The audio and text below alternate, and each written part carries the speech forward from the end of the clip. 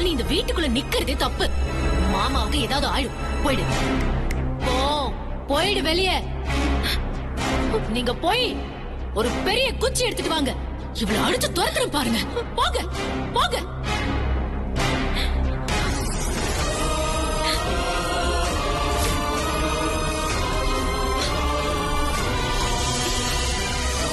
என்னாச்சு வெண்ணிலா, ஏன் அழுகுற? சத்தியமா சொல்றேம்மா, நான் இந்த வீட்ல இருந்து போகும்போது திரும்ப வருவேன்னு நினைக்கவே இல்ல. நான் முத்து மாமாவை பார்க்க வரும்போதும் ஸ்வேதாக்கா என்ன விரட்டி விட்டாங்க. அதனால திரும்பவும் இந்த வீட்டுக்குள்ள வர்றதுக்கு ஒரு மாதிரியா இருக்கு. எல்லாத்தையும் மறந்துட்டு உள்ள வாமா.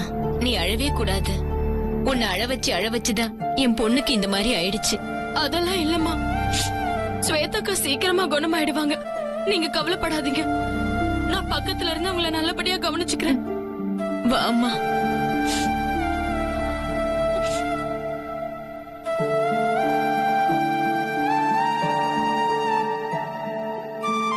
சித்தி, ஐடியில சித்தி.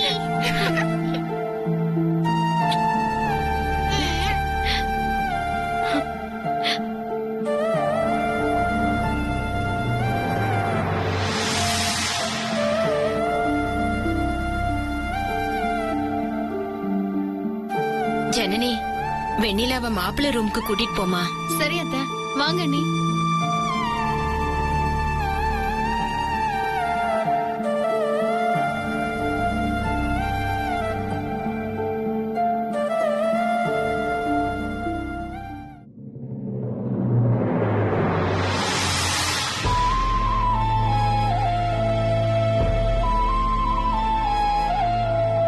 முத்து மாமா,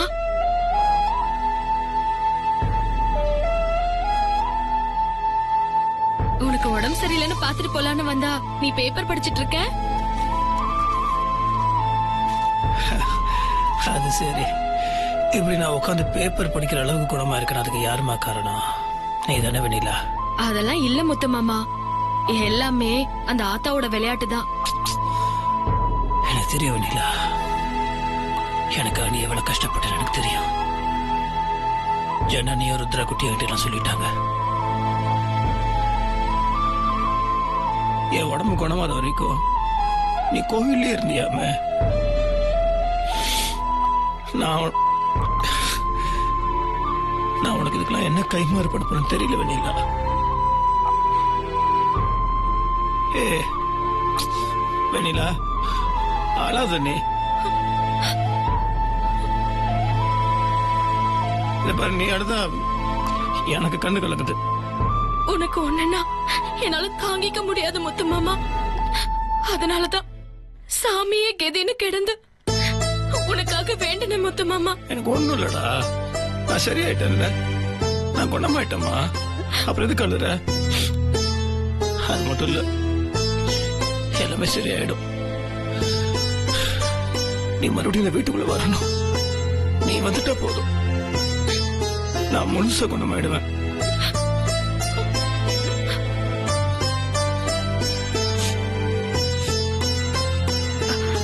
மாமா, ஸ்வேதாக்காக்கு வேற அம்மா போட்டிருக்குன்னு சொன்னாங்க. நான் அவங்கள போய் முதல்ல கவனிச்சுட்டு அப்புறமா வந்து உங்க தலைக்கு தண்ணி ஊத்துறேன் மாமா. சரி, வெண்ணிலா சொல்றது முழுசா கேட்டதானே முழுசா குணமாக முடியும். இப்ப நீ தான் எங்களோட டாக்டர். நீ என்ன சொன்னது நாங்க கேட்போம். வெண்ணிலா மருத்துவமனையில எங்களை சேர்த்துரு, எங்களை குணமாக்கி அதுக்கப்புறம் அனுப்பு. வெண்ணிலா சித்தினா வெண்ணிலா சித்தி தான். சரிங்க மாமா, நான் போய் ஸ்வேதாக்காவை பாத்துட்டு வரேன். சரிடா, வா. வெண்ணிலாவோட அன்புக்கு ஈடுனையா இந்த உலகத்துல எதுவுமே கிடையாது. அப்படிப்பட்டவன் இந்த வீட்டை விட்டு போற மாதிரி ஆயிடுச்சு. மறுபடியும் இந்த நிலைமை வரக்கூடாது. இது வெண்ணிலாவோட வீடு, அவ இங்கதான் இருக்கணும்.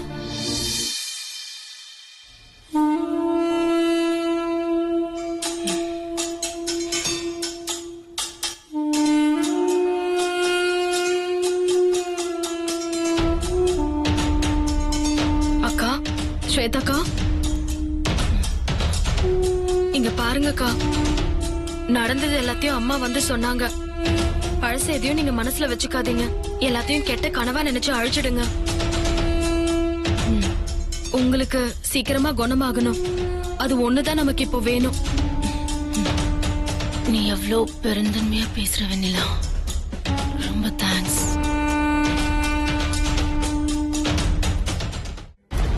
நான் உன்னையே அழிக்கலான்னு நினைச்சேன். அத கெட்ட கனவா நினைச்சு அழிக்க சொல்றியா? எப்படி என்னால மறக்க முடியும்? எதையுமே என்னால மறக்க முடியாது. நீங்க அடம் பிடிக்காம நான் சொல்றதெல்லாம் கேட்டு நடந்தாதான் சீக்கிரமா குணமாகும். நான் சொல்றதான் கேட்கணும். நான் சொல்ற மாதிரி பத்திய சாப்பாடு தான் சாப்பிடணும்.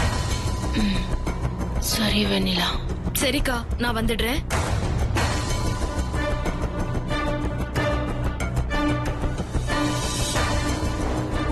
யார் இந்த வீட்டுக்குள்ள வரக்கூடாதுன்னு நினைச்சனோ அவ என்னாலேயே வர வேண்டியதாயிடுச்சு. இதை விட கேவலம் வேற எதுவும் இல்ல. கடைசியில இவ கையாலேயே சாப்பாடு வாங்க திங்கிற நிலைமை காலாயிட்டு.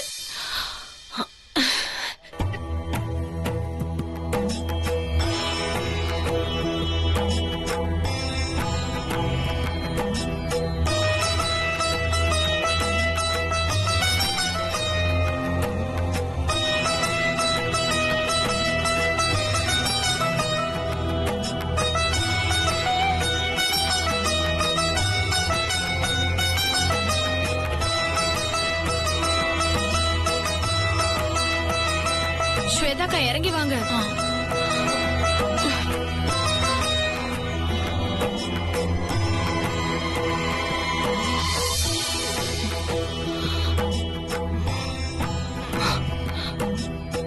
என்ன வெண்ணிலா அது? வாங்க வந்து படுங்க. நான் பெட்லயே படுத்துக்கிறேன்னு சொன்னா கேட்கணும். அடம் பிடிக்காம படுங்க. அப்பதான் சீக்கிரம் குணமாகும்.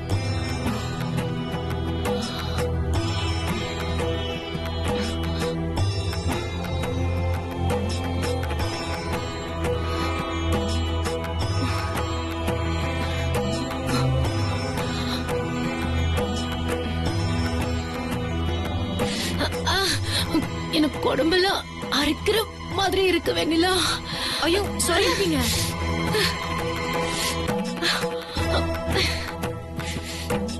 அக்கா அப்படிலாம் பண்ணக்கூடாது.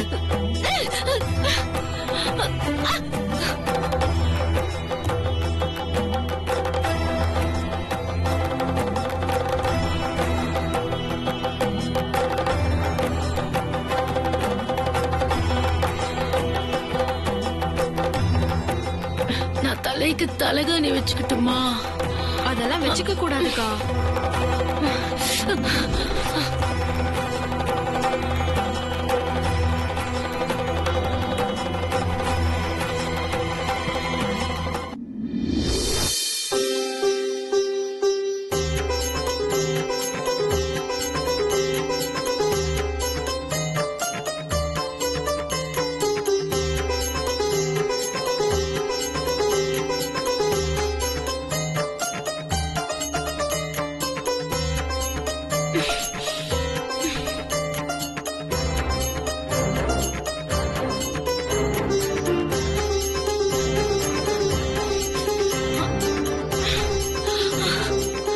கொஞ்சம் பொறுத்துக்கோமா. அப்படிலாம் பண்ண கூடாதுமா. அதெல்லாம் சொரியாதம்மா.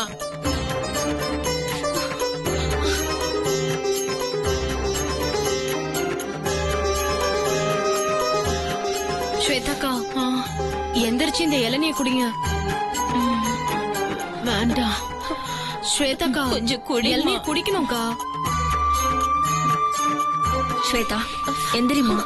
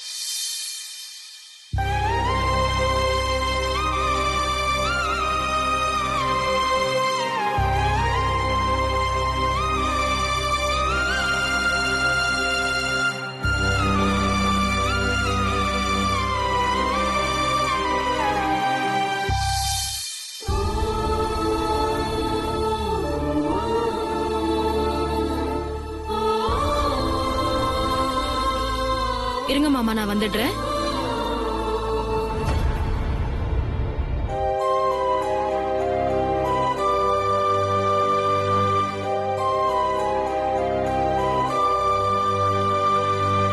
என் மேல இவ்வளவு அன்பு காட்டுறிய வெண்ணிலா. ஆனா இந்த உண்மையான அன்புக்கு நான் இது வரைக்கும் எதுவுமே பண்ணது இல்லையே.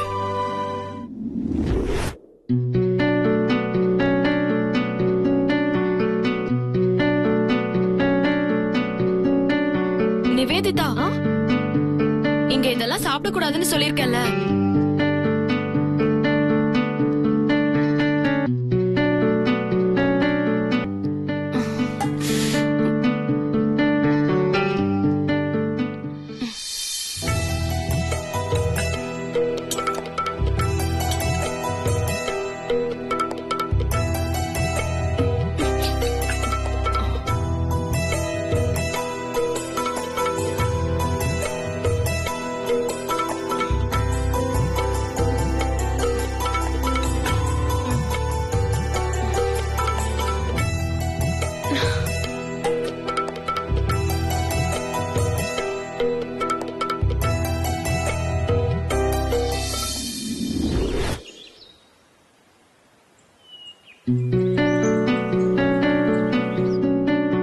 சொல்லுங்க. இல்ல மன்னிக்கணும், அது கொஞ்சம் உடம்பு சரியில்லை எனக்கு. அதான் ஆர்டர் கொஞ்சம் டிலே ஆயிடுச்சு. இல்ல இப்ப பரவாயில்ல, உடம்பு பரவாயில்ல. நான் போய் என்ன ஏதுன்னு பார்த்து உங்களுக்கு ஃபோன் பண்றேன். இல்ல வந்துடும், ஆர்டர் வந்து கரெக்டா வந்துடும். நான் பாத்துக்கிறேன். நன்றி. வெண்ணிலா. முத்து மாமா. சொல்லுமா. உன்கிட்ட நான் ஒரு முக்கியமான விஷயம் பேசணும். சொல்லு.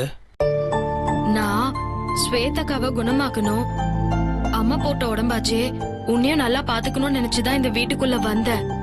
நீயும் சரி ஸ்வேதாக்காவும் சரி இப்ப நல்லபடியா குணமாயிட்டீங்க. நான் வந்த வேலை முடிஞ்சிருச்சு. அந்த ஆத்தாவோட கருணையால நல்லபடியா நீங்க 2 பேருமே குணமாயிட்டீங்க. நான் கிளம்புற முத்து மாமா.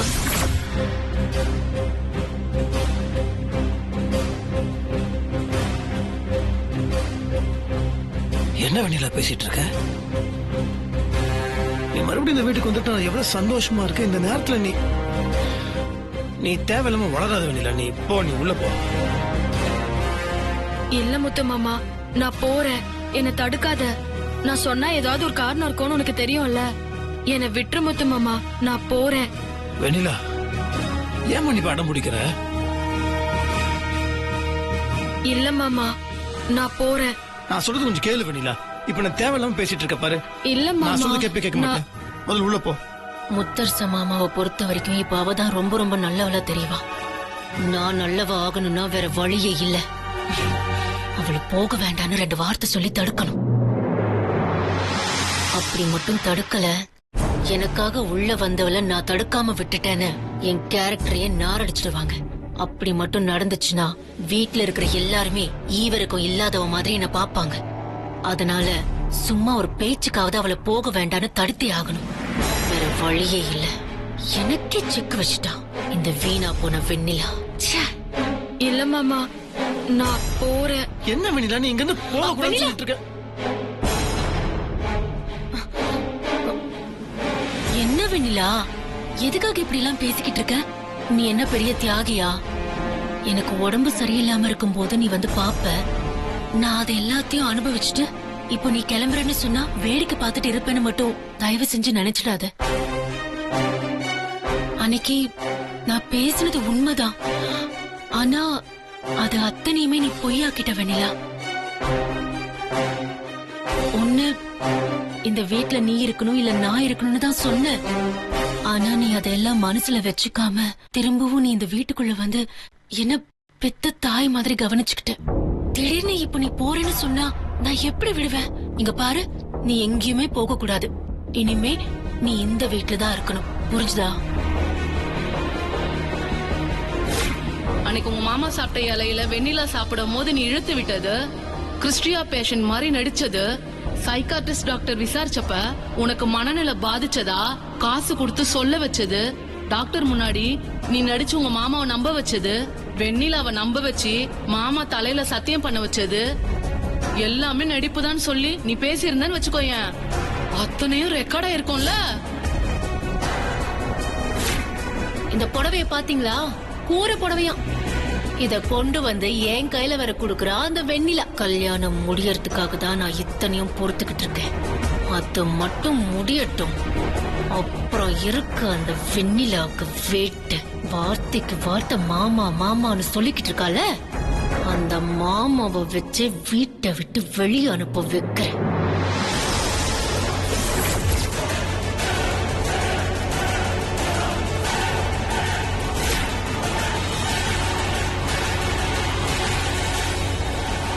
இங்க பாருங்க ஸ்வேதாக்கா, நான் திரும்பவும் இந்த வீட்டுக்குள்ள வந்தது உங்களுக்கு நல்லபடியா குணமாகணும்னு மட்டும்தான். அதான் நீங்க சரியாயிட்டீங்களே. இனிமே பாரமா இருக்க நான் விரும்பல. நன்றி கடன் செலுத்துறேன்னு நினைச்சு நீங்க இருக்க சொன்னா, நாளைக்கு மறுபடியும் உங்களுக்கும் மாமாக்கும் கல்யாணம் வரும்போது பழைய பிரச்சனை தலை தூக்கும்க்கா. அப்பவும் நான் பழைய வெண்ணிலாவாதான் உங்க கண்ணுக்கு தெரிவேன். நான் விலகி இருக்கிறது தான் நம்ம 2 பேருக்குமே நல்லது. நான் போறேன், என்னை விட்டுருங்க. இல்ல வெண்ணிலா, அப்படியெல்லாம் நான் நினைக்கவே மாட்டேன். அறிவில்லாம நான் அன்னைக்கு அப்படி பேசிட்டேன். கல்யாணம் ஒவ்வொரு தடவையும் தள்ளி போனாலோ, மாமா விஷயத்துல யாராவது உரிமை கொண்டாடிக்கிட்டு வந்தாலோ என்னால தாங்கிக்க முடியறது இல்ல. நான் அப்போ என்ன பண்றேன்னு எனக்கே தெரியல. நான் பண்றது தப்புன்னு எனக்கே புரியுது. ஆனா அந்த தப்ப பண்ணி முடிச்சதுக்கு அப்புறம் தான் அதை நான் உணர்றேன். நான் மறுபடியும் அந்த தப்ப செய்ய விரும்பல. நீ ப்ளீஸ் எனக்காக இரு வெண்ணிலா.